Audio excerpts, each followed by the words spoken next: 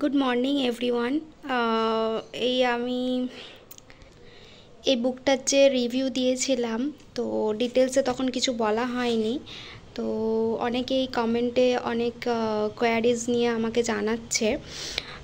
তো চেষ্টা করব তাদের সব কোয়েশ্চেনের অ্যান্সারগুলো এই ভিডিওতে দেওয়ার। তো এটা যে সাঁতরার পাবলিকেশনের যে ইংলিশ সেকশনের অনার্স লেভেলের যে পিজি লেভেলের যে বইটা ছিল, এটা সম্পর্কে বেশি সবার কোয়ারিজ আসছে, অনেক কমেন্টে জানাচ্ছে। একটা এতে সব কিছু বলা তো সম্ভব নয়, তাই ভাবলাম একটা ভিডিও করে দেখিয়ে দিই। এই বইটার দাম আছে 350 টাকা। তো বইয়ের দোকান অনুযায়ী কিছু মানে 20 থেকে 25% ডিসকাউন্ট পেয়ে যাবেন। তো এখানে সিলেবাস আছে, সিলেবাসগুলো পুরো ভালো করে দেওয়া রয়েছে, কী কী সিলেবাসে রয়েছে। অ্যান্ড দেন এখানেও দেওয়া রয়েছে কন্টেন্ট অনুযায়ী পেজ নাম্বারে করে কোনটা কোন পেজের মধ্যে দেওয়া রয়েছে। এখানে পোয়েট্রি সেকশনগুলো সব আলাদা করে দেওয়া রয়েছে। যেমন আমি একটার কোয়েশ্চেন পেপার দেখানোর চেষ্টা করব। সবাই বলছে যে কেমন কোয়েশ্চেন পেপার মানে কোয়েশ্চেন আর মডার্ন মানে কোয়েশ্চেনের কোয়ালিটি কেমন।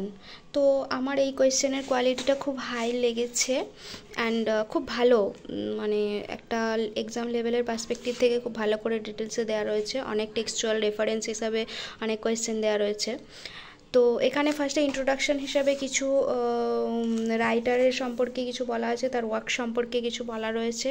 দেন টুকটাক একটু মানে সামারি হিসাবে পোয়েট্রিটা দেওয়া রয়েছে, অ্যান্ড দেন পোয়েট্রিটা দেওয়া রয়েছে, তারপর এমসিকিউ সেকশন হিসাবে দেওয়া রয়েছে। অনেকেই বলেছে যে কিছু সামারি হিসাবে কিছু ডিটেলসে দেওয়া রয়েছে কি না। তো পোয়েট্রি সম্পর্কে মানে ক্রিটিক্যাল অ্যানালিসিস বা সামারি এইসব সম্পর্কে যদি ডিটেলসে কিছু পেতে চান, তো আমি একটা বই সাজেস্ট করব, যেটা হচ্ছে রবীন কুমার দাসের বইটা। ওই বইটা মানে খুব ডিটেলসে দেওয়া রয়েছে।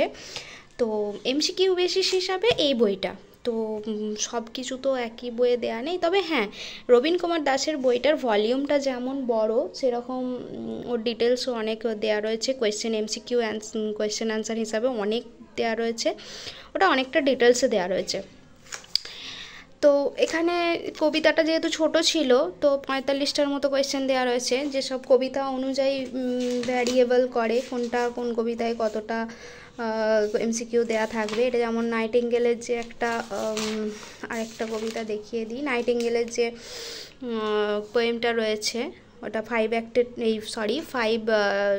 5টা স্ট্যান্জা রয়েছে। তো ফার্স্টে ইন্ট্রোডাকশন হিসাবে তার ওয়ার্কস হিসাবে রাইটারদের কিছু দেওয়া রয়েছে, তারপরে এটা সম্পর্কে একটু সামারি দেওয়া রয়েছে, অ্যান্ড দেন পোয়েমটা দিয়ে এবং এমসিকিউ দিয়েছে। এখানেও প্রায় 102টার মতো এমসিকিউ দিয়েছে। আচ্ছা, আমি একটু ড্রামা সেকশনটাও দেখিয়ে দিই। যেমন ফেমাস ড্রামা আমাদের ম্যাকবেথ। তো ম্যাকবেথের এই যেমন দেখুন ইন্ট্রোডাকশন হিসাবে দেওয়া রয়েছে, তারপর সামারি হিসাবে একটু দেওয়া রয়েছে, একদমই খুব ব্রিফ সামারি দেওয়া রয়েছে। যেহেতু ম্যাকবেথটা অনেকটা বড়, সেই অনুযায়ী অনেকটাই ছোট সামারি দেওয়া রয়েছে। অ্যান্ড এমসিকিউ এই যে দেওয়া রয়েছে, ক্যামেরাতে হয়তো ভালো করে বোঝা যাবে না, কিন্তু তাও যদি দেখবো মনে করেন একটু পজ করে দেখতে পারেন। তো এখানেও প্রায় এত এমসিকিউ দেওয়া আছে, যেহেতু এত বড় অ্যাক্ট, এমসিকিউ কটা করে দেওয়া রয়েছে আপনাদের কোয়ারিজ ছিল, তো আমি বলি। এমসিকিউ এখানে প্রচুর দেওয়া রয়েছে, 283টার মতো এমসিকিউ দেওয়া রয়েছে। 283 মানে প্রায় 300-র কাছাকাছি, প্রচুর এমসিকিউ দেওয়া রয়েছে। সামান্য আমসান্দা ম্যামে 185 দেওয়া রয়েছে। And then pride and prejudice, এখানে একটা নোবেল অনুযায়ী কম দেওয়া রয়েছে। যাই হোক, মোটামুটি আমাদের যে যতটা লাগবে সেই তুলনায় ঠিকঠাকই দেওয়া রয়েছে, আমার তো খুব ঠিকই মনে হয়েছে। যেমন হচ্ছে এটা কি পোয়েম ছিল, লোটাস ইটার। লোটাস ইটার পোয়েমটাতে দেওয়া রয়েছে 210টা এমসিকিউ, এরকম প্রায় ফ্লাই রয়েছে। এখানেও 194টা এমসিকিউ দেওয়া রয়েছে, প্রচুর এমসিকিউ দেওয়া রয়েছে। এটা অফ স্টাডিজ একটা যে আমাদের শর্ট স্টোরি ছিল, এখানে 100টার মতো দেওয়া রয়েছে। হ্যাঁ, এখানে গ্রামার সেকশনেরও অনেক প্রচুর এমসিকিউ টাইপ অফ দেওয়া রয়েছে, কিছু ডেসক্রাইব করে দেওয়া রয়েছে। ওভারঅল বইটা আমার খুবই ভালো মনে হয়েছে। তো আপনাদের যাদের টার্গেট রয়েছে, আমি বলবো সব রকম বইগুলোই কাছে রাখা উচিত। যদি পড়ার সময় পান অবশ্যই সবগুলোই একবার করে দেখে নেওয়া উচিত, কোনটা কী লেভেল দেওয়া রয়েছে না রয়েছে। আরও যদি কিছু কোয়েশ্চেন থাকে বা কোয়ারিজ থাকে আমাকে জানাবেন, তাহলে আমি চেষ্টা করব আপনাদের কোয়ারিজগুলো ফুলফিল করার জন্য। Thank you.